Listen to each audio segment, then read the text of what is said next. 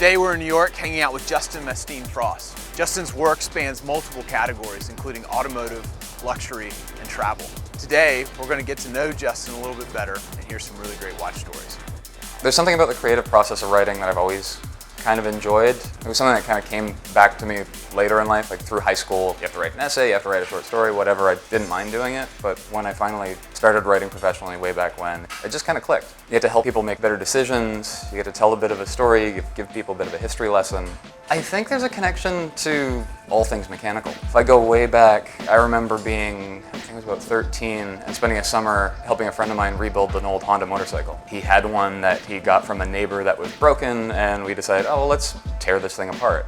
Fast forward from there, I started working in the automotive trade, started working for an independent shop that worked on a lot of classic cars, and then wound up at BMW for 6 years before kind of transitioning from that to the writing. The first mechanical watch that I bought was this beat up old Seiko, one of the old 6139, I want to say 6002 chronographs, sitting in a drawer in this little antique shop, just completely shit-kicked. Crystal you can barely see through, bracelet long gone, pushers stick, but if you shook it, it would start running. It started as a restoration project.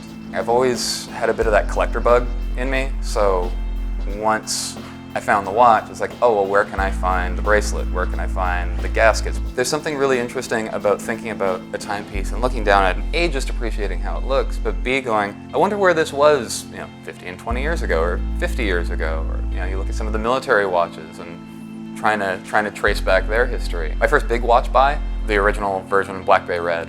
You see a watch in photos and you see it in person, and you're like, well, this isn't quite what I expected, or like it doesn't always click. That one I threw on, and it was just this immediate, like, it fits me perfectly. It's just casual enough that I don't feel, out of place wearing it with just about everything. When I'm reviewing watches, sometimes I'll have, 3 or 4 watches kicking around the apartment that I need to keep wearing just to get a better feel for them. But I'll go back to the drawer when I'm done. The Black Bay is usually one of the first ones that I jump to. It's just like this connection that's always kind of been there. The Heuer Daytona is another one of my favorites for sure. Actually, that was for a good friend of mine. Has started doing a bit of a circuit of like estate sales and stuff in upstate New York. And it's just something he came across. And again, kind of like the Seiko, just in really rough shape.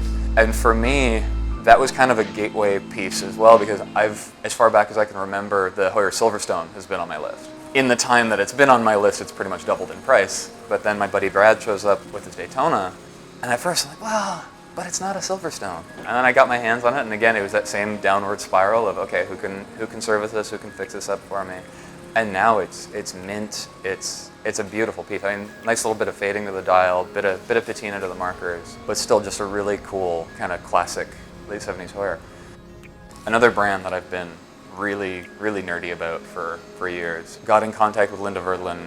They've always been really good about getting loaners out for me to kind of test for stories, or just to get a feel for what their build construction's like. And then over the years I've watched them kind of grow. I finally just said, you know what, I need to have one that's not going to have to go away in a month or so. So I tracked down the 3-timer, which is just great dial detail, GMT. As with all their watches, fits me like a glove. It'll be a battle between the Black Bay and this, I think, for a little while. Every minute, or every day, or every week, someone's going to come out with something that surprises you. Even now with people talking about how the Swiss watch industry is struggling a bit more, there's still brands that are going to push.